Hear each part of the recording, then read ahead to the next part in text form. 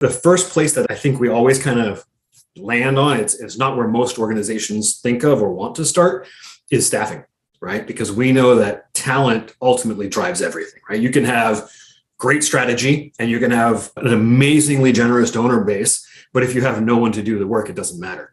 Or if you have people who aren't equipped and aren't trained and don't have the capacity to do the work, then they're just going to spin their wheels and get frustrated and leave. And we see this time and again, right? So the first place that I'd start is, do we have the right people in place? And have we trained and resourced them effectively to be able to do this? Whether or not we have them on board, right? That's check one, right? But then oftentimes, at least in the organizations that I work a lot with, we'll hear, oh, well, we just onboarded Sarah and she's our newest fundraiser.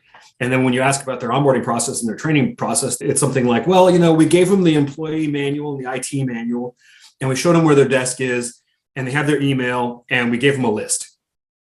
And that's it, right? So in this kind of model, we have to say, well, wait a minute, they're not equipped to be successful. And if we're not going to invest in their success, it's A, unfair to hold them accountable, and B, just really short-sighted, right? Like, we're only going to perpetuate churn in our staff and additional cost and a lag on our ability to fundraise if we don't invest first in our people. So that's where I'd start.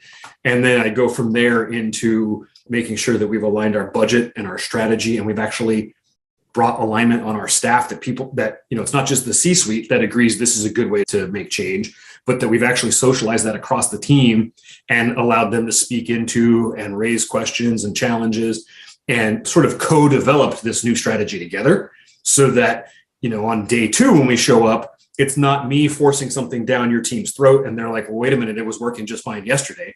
But they're excited and they're saying, yeah, we know it's going to be harder. We know it's going to be different. There's going to be challenges, but we're all in for it.